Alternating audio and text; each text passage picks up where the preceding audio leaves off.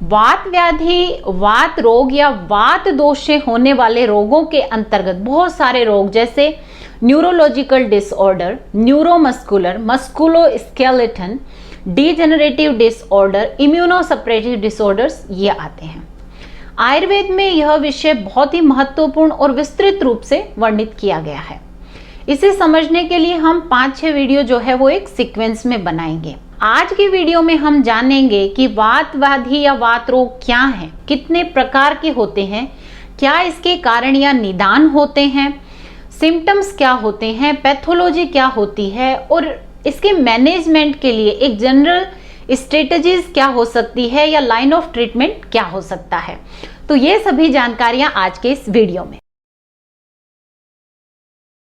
नमस्कार, Ayurveda free health insurance में आप सभी का स्वागत है।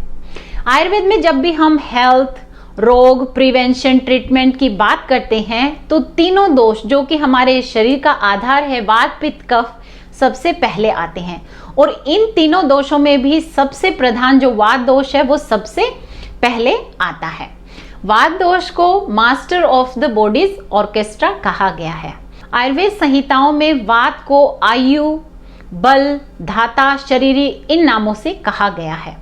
यानी कि जो वात है it is responsible for our आयु, एज और लाइफ, स्ट्रेंथ, अवर बल and all the functioning of our living organism. उसके बाद वात के लिए आया है कि जब वात प्राकृत अवस्था में होती है यानी कि अप्रकुपित होती है और उसकी अव्याहत गति होती है यानी कि फ्री मूवमेंट होता है, there is no obstruction in its movement, then स्थानस्थ यानी कि वो अपने नेचुरल लोकेशन या साइट पे होती है तो मनुष्य 100 वर्ष तक जीवित रहता है। यानी कि वायु जो है वो रेस्पॉन्सिबल है long and healthy life span के लिए। तो देखिए यहाँ पर सिर्फ लॉन्ग नहीं, हेल्दी होना भी उतना ही इंपॉर्टेंट है। और बात की महत्ता बताने के लिए कहा है, पित्तम पंगु कफः पंगु पंगवो मल धात्वै वायुना यत्र नियंते तत्र गच्छन्ति मेघवत।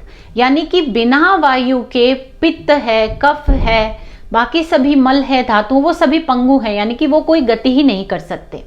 मीन्स वात हमारे शरीर में प्रेजेंट वो बायोलॉजिकल फोर्स है जो कि बाकी सभी एक्टिविटीज हमारे शरीर में जो भी होता है उनको स्टिमुलेट करता है, उनको स्टार्ट करता है। तो वायु को बहुत महत्वपूर्ण बताया गया है। अब जानते हैं कि जो वात रोग हैं ये कितने प्रकार के हैं। तो 2 प्रकार के बताए गए हैं। पहला है सामान्य वात रोग। सामान्य का मतलब है कि वो तीनों दोषों की वजह से हो सकते हैं। एग्जाम्पल के तौर पे देखिए, वात ज्वर होता है यानी कि जो फीवर वात दोष के कारण होता है, पित्त ज्वर, कफ ज्वर 2 दोषों के संयोग से भी, और सन्निपात ज्वर यानी तीनों दोषों के कारण भी ज्वर होता है। दूसरा जो होता है वो होता है नानात्मज रोग। उसका मतलब है कि किसी एक स्पेसिफिक दोष के कारण वो होते हैं। तो जो नानात्मज वात रोग हैं वो सिर्फ वात दोष के कारण ही होते हैं, बिना वात दोष के वो रोग हो ही नहीं सकता।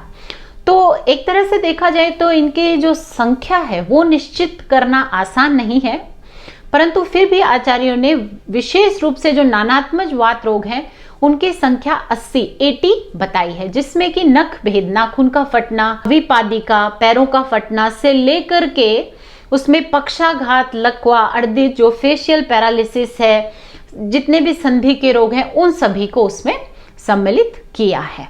तो आज हम विशेष रूप से जो वायु के कारण ही रोग होते हैं नानात्मज, उन्हीं के बारे में जानेंगे। तो चलिए जानते हैं कि अब इनके कारण या निदान क्या हो सकते हैं। जब भी कारणों की बात करते हैं तो देखिए, तो आहार के कारण हो सकता है, विहार के कारण और मानसिक कारण हो सकते हैं। तो इन कारणों को समझने से पहले हम जानते हैं कि जो वायु होती है उसमें फिजिकल क्वालिटीज या भौतिक गुण क्या होते हैं कि जिनके बढ़ने से, जिनके प्रकुपित होने से वायु प्रकुपित हो जाती है। तो वायु के लिए देखिए कहा गया है जो वायु होती है वो रुक्ष ड्राई, शीत कोल्ड, लघु लाइट, सूक्ष्म सटल, चल मोबिल, विशद क्लियर, खर रफ, ऐसे भौतिक गुणों वाली होती है। तो अगर आहार कारण हम देखें यहाँ पे तो रुक्ष, शीत, लघु और अल्प अन्न यानी कि बहुत कम मात्रा में भोजन लेने से, वृद्ध आहार का सेवन यानी कि इनकम्पेटिबल फूड का सेवन करने से, और एक्सेसिव फास्टिंग यानी कि बहुत अधिक लंघन करना ये एक आहारी कारण होते हैं। विहार में अगर कारण देखें तो एक्सेसिव सेक्स या संभोग, अति रात्रि जागरण, दोष या रक्त का शरीर से अधिक मात्रा में निकलना, मतलब जो पंचकर्म है वमन आदि का, उनका अनुचित रूप से प्रयोग करना, रक्त मोक्षण का अनुचित रूप में प्रयोग करना, excessive walking, excessive swimming, excessive exercise, any kind of physical activity, और चिरकाल से किसी रोग से पीड़ित होने की वजह से जो शरीर में कृष्णता आ जाती है, यानी कि कोई भी डेबिलिटेटिंग डिजीज है, वो कारण होते हैं। देन मानसिक कारण, बहुत अधिक चिंता करना है, हमेशा दुखी रहना है, स्ट्रेस में रहना है, एंगर है या भय किसी चीज का हमेशा लगा रहता है, फ्राइटफुल जो होते हैं, वो कारण है। उसके बाद आया है देहे श्रोतांसी रिक्तानि पूरित्वा अनिलो बलि करोति विविधान व्याधिन सर्वांग एकांग संश्रितान। तो देखिए, जब ये बात प्रकोपित हो जाती है तो रिक्त स्रोतस, तो यहाँ पे रिक्त स्रोतस को समझ लेते हैं कि जो भी ससेप्टिबल चैनल्स हैं या एम्प्टी चैनल्स हैं, मतलब क्या है कि जो चैनल ऑफ ट्रांसपोर्ट है उन पे जो एक प्रोटेक्टिव शीथ या लेयर होती है, जो कि वात के जो फिजिकल क्वालिटीज या गुण हैं उनके विपरीत गुणों वाली, जैसे कि अंशुअसनेस, श्लाक्षण, पिछल यानी कि स्टिकनेस, और उसमें एक चिकनाहट होती है, तो वो क्वालिटीज वहां लॉस्ट हो जाती हैं, यानी कि वो श्रोतस ससेप्टिबल हो जाता है, और वहां पे जो ये विशिएटेड वात है या प्रकुपित वायु है वो वहां जाकर के अपना स्थान बना लेती है, और फिर एकांग यानी कि कोई particular part of the body, और सर्वांग यानी कि अफ्लिक्टिंग द होल बॉडी, इस तरह से डिजीज पैदा करती है। अब बात करते हैं सिम्टोमेटोलॉजी, यानी कि पूर्व रूप और रूप क्या होते हैं। तो पूर्व रूप के लिए आया है अव्यक्त होते हैं, यानी कि कोई भी पूर्व रूप वहां नहीं होते हैं, या ये कह सकते हैं कि जो वात रोग होते हैं वो सडन होते हैं, कोई भी वहां पर लक्षण पहले प्रीमोनिटरी सिम्टम नहीं मिलता है। देन रूप, आत्म रूपम तु तद्वयक्तम अपायो लघुता पुनः, यानी कि जो कार्डिनल फीचर है जब वो व्यक्त हो जाता है या आपको दिखने लग जाता है तो वही सिम्टम कहलाता है। जैसे नी में पेन है, या पादशूल पाँव में पेन है, पिंडलियों में ऐंठन है, जब वो सिम्टम आपको वहां दिखता है वही यहाँ पर लक्षण कहा गया है। और जब वो ठीक हो जाता है, अपाय यानी कि वो कम होने लग जाता है, यही उसके क्योर का भी लक्षण होता है। फिर भी देखें तो कुछ जनरल साइन एंड सिम्टम्स जो मिलते हैं वो है कॉन्ट्रैक्चर यानी संकोच, जॉइंट स्टिफनेस, जो जॉइंट्स हैं उनमें जकड़ाहट मिलती है, जॉइंट स्प्लिटिंग, बोन स्प्लिटिंग, लोम हर्ष यानी कि होरिपुलेशन मिलता है, limping, hunchback, twitching of head, neck, cervical muscles इनका मिलता है, इनसोम्निया हो सकता है, प्रिकिंग और एकिंग टाइप ऑफ पेन, ये कुछ कॉमन सिम्टम्स मिलते हैं। अब पैथोलॉजी जानते हैं। तो वात व्याधि में 2 मेजर पैथोलॉजीज हैं। पहली होती है धातु क्षयजन्य, because of diminution of tissue elements.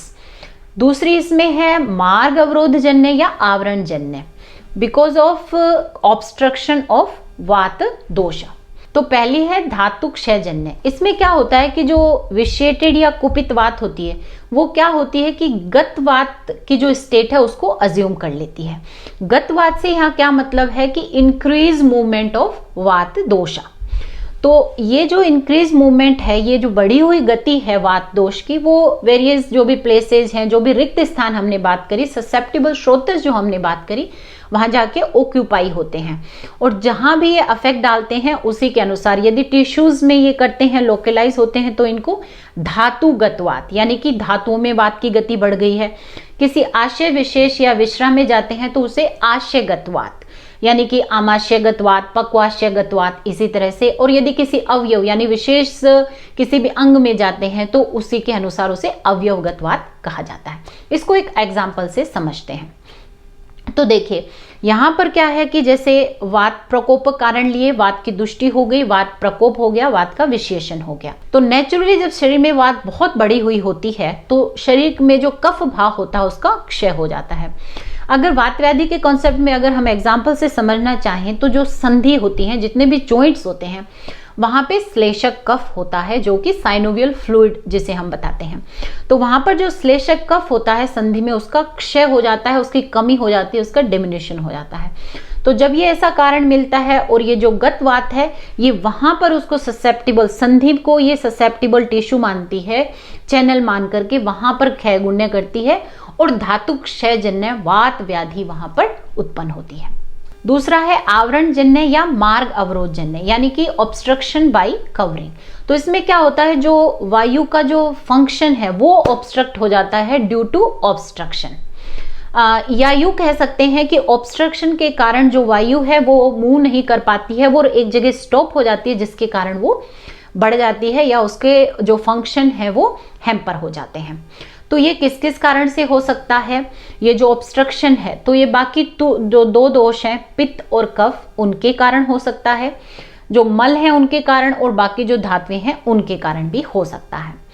एक इसमें और आता है, कहा गया है अन्योन्य आवरण। अन्योन्य आवरण का मतलब है कि जो वात के सब टाइप हैं, जो 5 प्रकार की वात बताई गई हैं, चूंकि उनकी डायरेक्शन अलग अलग दिशा में होती है, तो जब वो एक दूसरे की मूवमेंट को हैम्पर कर देती हैं, एक दूसरे को जो गति है उसको ऑब्स्ट्रक्ट कर देती हैं, उसे अन्योन्य आवरण कहा गया है। ये भी मार्ग अवरोध जन्य कारण के अंतर्गत आता है। तो वात के जो 5 सब टाइप बताए हैं उनके लिए आप डिस्क्रिप्शन बॉक्स में लिंक चेक कर सकते हैं। अब मार्ग अवरोध जन्य या आवरण जन्य है, उसको एग्जाम्पल से समझते हैं। तो इसके लिए सबसे पहले हमें आवरण यानी ऑब्स्ट्रक्शन की जरूरत है। तो एग्जाम्पल के तौर पे मेदो आवरण है, यानी कि मेदो धातु की वजह से वात की जो मूवमेंट है वो ऑब्स्ट्रक्ट हो गई है। दूसरा, चूंकि मेदो धातु शरीर में बढ़ गया है, तो उसकी वजह से चूंकि वेट अधिक है, तो उस वेट के प्रेशर की वजह से जितने भी वेट बेयरिंग जॉइंट है उन पे प्रेशर पड़ता है, यानी कि वो जो जॉइंट है या वो जो संधि है वो ससेप्टिबल वहां पे हो गई हैं। तो उसकी वजह से चूंकि एक तो वहां पे जो प्रॉपर चैनल है वो ओपन नहीं है, उसकी वजह से वात का भी प्रकोप हो गया है। तो चूंकि वहां पे क्षय गुण्य ससेप्टिबल टिश्यू हमें मिल गए हैं, तो वहां पर मार्ग अवरोध जन्य वात व्याधि हो जाती है। जब ये चलती रहती है, इसका हम कोई क्योर नहीं करते हैं, तो कभी कभी यही धातु क्षय जन्य कारण को भी दोबारा जन्म देती है। इसको समझते हैं। जब मार्ग आवरण हो रहा है, तो वात के साथ साथ जब ये मार्ग आवरण है या ऑब्स्ट्रक्शन है चैनल्स में, तो जो पोषक रस है वो भी उत्तरोत्तर धातु तक नहीं पहुंच पाता है। तो यहाँ पे एग्जाम्पल के तौर पे मान लो अस्थि धातु तक पोषक रस नहीं पहुंच रहा है, तो वहां अस्थि धातु का क्षय हो जाता है, यानी कि धातु क्षय हो गया, और उस धातु क्षय की वजह से दोबारा वात प्रकोप होता है, और वो फिर वो जोड़ों का जो दर्द है वो असाध्य टाइप हो जाता है, मतलब वो क्रोनिक हो जाता है, ठीक नहीं हो पाता। अब इस वात व्याधि को षड क्रिया काल से समझते हैं। जैसा हम जान चुके हैं कि भाई कोई भी रोग एक दिन में होता ही नहीं है, वो 6 स्टेजेस के थ्रू गुजरता है, तो वात व्याधि के लिए भी ऐसा ही है। तो पहले संचय में अक्यूमुलेट होगा वात दोष, उसका संचय होगा उसके अपने खुद के स्थान, तो वहां फुलनेस और स्टफ्डनेस, मतलब बिल्कुल भरा भरा, जिस भी एब्डोमेन में है तो वहां लगेगा, किसी पर्टिकुलर ऑर्गन में है तो वहां लगेगा। देन दूसरा है प्रकोप, उसमें क्या होगा, प्रिकिंग पेन एब्डोमेन में होगा या जो भी अफेक्टेड ऑर्गन है उसमें होगा, विशेष रूप से जो वात है उसकी गति वहां महसूस होगी। उसके बाद तीसरी अवस्था जो कि प्रसरावस्था है, जो कि अपने जो खुद के साइट हैं उनसे निकल के वो होल बॉडी में स्प्रेड होना शुरू होते हैं। तो चूंकि उनको स्प्रेड होता है तो वो मे बी स्वेलिंग हो सकती है, डिस्टेंशन इन द एब्डोमेन मिल सकता है, या स्पेसिफिक जो भी ऑर्गन या अवयव है, अंग है, उसमें मिल सकता है, और रंबलिंग साउंड जो है एब्डोमेन में मिलती है। देन स्थान संशय, क्योंकि वो उनको ससेप्टिबल टिश्यू मिल गया है, तो वहां पे जो दोष है, वात दोष है, वो लॉज्ड हो जाता है। देन व्यक्तावस्था, वहां पे वो रोग उत्पन्न कर देते हैं, और वो रोग जो है सिंपल से लेके बिल्कुल भयंकर रोग भी हो सकता है। एंड देन भेदावस्था, यदि हम क्योर नहीं करते हैं तो वो क्रोनिक हो जाता है या फिर इनक्योरेबल भी हो सकता है। अब बात करते हैं कि जो वात व्याधि है उसका सिंपल लाइन ऑफ ट्रीटमेंट क्या हो। तो बहुत ही सिंपल सी है कि स्नेहन, स्वेदन, मृदु संशोधन, स्निग्ध उष्ण बस्ती का प्रयोग है, दीपन पाचन स्नेह है जो पीने में काम में लिए जा सकते हैं। देन मीठा, खट्टा, जो लवण भोजन है यानी कि सोल्टी फूड है, उष्ण भोजन है, ऐसे का प्रयोग करना। अभ्यंग या मसाज, मर्दन यानी कि फिश से टैपिंग करना आफ्टर पुटिंग द वात शामक कोई भी तेल है उसके बाद सेक, pouring of medicated oil all over the body as a stream. So ये कॉमन बताया है। तो यहाँ हमने वात व्याधि देखी कि 2 डिफरेंट पैथोलॉजी से हो रही। तो चलिए चिकित्सा भी उसी तरीके से हम जानते हैं। तो पहला जो था धातु क्षय जन्य वात व्याधि होती है, तो उसको ट्रीट करने के लिए देखिए हमें क्या करना, वहां एक तो वात प्रकोपित है, तो जो हमको विशिएटेड वात है, प्रकोपित वात है, उसको कंट्रोल करना है। दूसरा वहां पे धातु क्षय हो रहा है, तो हमको कंट्रोल करना है, जो धातु का डिस्ट्रक्शन वहां पर हो रहा है, डिमिन्यूशन जो हो रहा है उसको कंट्रोल करना है। दूसरा जो मार्ग अवरोध जन्य या आवरण जन्य वात व्याधि है, उसमें हमें क्या करना है, एक तो जो ऑब्स्ट्रक्शन वहां है, जो भी अवरोध कर रहा है उसको रिमूव करना है, वहां से हटाना है। दूसरा जो वात की डायरेक्शन है, उसके जो फ्लो की डायरेक्शन है उसको हमें करेक्ट करना है। तो देखिए इसको इस टेबल के माध्यम से जानते हैं कि जो सामान्य चिकित्सा उपक्रम है वो वही है, परंतु पैथोलॉजी के हिसाब से किस तरह से हमें उसे चेंज करना है। तो देखते हैं। तो चिकित्सा उपक्रम पहला है स्नेहन, जो कि बाह्य स्नेहन यानी कि ओलिएशन थेरेपी है। तो यदि धातु क्षय जन्य है, वहां पे हम बला, नारायण, मांस तेल का प्रयोग करेंगे, जो कि शरीर में धातु जो है उसके वर्धन करते हैं, उसकी वृद्धि करते हैं। मार्ग अवरोध जन्य में विषगर्भ या निर्गुंडी तेल का प्रयोग करते हैं, जो ऑब्स्ट्रक्शन को हटाते हैं, स्किन के जो पोर्स हैं उनको ओपन करते हैं, चैनल्स को ओपन करने का काम करते हैं। दूसरा है स्वेदन या सडेशन थेरेपी। तो यहाँ देखिए धातु क्षय जन्य जो है वहां पर हम जो है ताप, वाष्प, संकर, स्निग्ध उपनाह यानी कि जो द्रव स्वेदन है हम उसका प्रयोग कर रहे हैं। परंतु मार्ग अवरोध जन्य में बालुका पोटली और पत्र स्वेद यानी कि जो ड्राई स्वेद है हम उसका प्रयोग कर रहे हैं, ताकि वहां पे क्लेद ना बढ़े, हम वहां पर आवरण को दूर कर रहे हैं। इसी तरह से जो रस है यानी कि जिस तरह की डाइट या औषधि हम प्रयोग में लें, तो चूंकि वात शामक, मधुर, अम्ल, लवण सभी हैं, परंतु चूंकि धातु क्षय जन्य है तो हम वहां मधुर रस यानी कि जो मीठा है वहां ज्यादा देंगे, क्योंकि वो धातु की वृद्धि में सहायक होता है। और जो मार्ग अवरोध जन्य है उसमें अम्ल और लवण रस का प्रयोग। देन फिर गुणों के हिसाब से देखें तो स्निग्ध और उष्ण जो है वो धातु क्षय जन्य के लिए, रुक्ष और उष्ण जो है वो मार्ग अवरोध जन्य के लिए। वात शमन कर्म है तो भृंगण धातु क्षय जन्य में, एंड देन पाचन, क्योंकि वहां पे आम है या कोई भी एक्स्ट्रा धातु की वजह से, मल की वजह से जो आवरण बन गया उसका पाचन करके उसको हम रिमूव करना चाहते हैं। सिंगल अगर द्रव्य हम देखें या ड्रग देखें तो बला, अश्वगंधा, शतावरी इनका प्रयोग धातु क्षय जन्य में, त्रिफला, दशमूल, एरंड, देवदारू, भल्ला तक इनका प्रयोग मार्ग अवरोध जन्य में करते हैं। अगर भस्म वहां पर देखें तो रौप्य, अभ्रक या सुवर्ण भस्म है ना, उनका प्रयोग धातु क्षय जन्य में करते हैं। और जो मार्ग अवरोध जन्य है वहां पर ताम्र भस्म का प्रयोग। गुगुलु कल्प में अगर देखें तो गोक्षुरादि, महायोगराज, अमृत, पंचतिक्त घृत ये धातु क्षय जन्य में उपयोगी हैं। त्रिफला, कांचनार, रासना, सिंहनाद, गुगुलु ये मार्ग अवरोध जन्य में। माइल्ड परगेशन या मृदु संशोधन तो धातु क्षय जन्य में द्राक्षा या आरगवद का प्रयोग करते हैं। और यहाँ पर चूंकि हमें मार्ग अवरोध जन्य चाहिए, वात का हमें जो फ्लो है उसकी डायरेक्शन को करेक्ट करना है, तो गंधर्व हरित की और जो भी वातानुलोमन द्रव्य हैं उनका यहाँ प्रयोग करेंगे।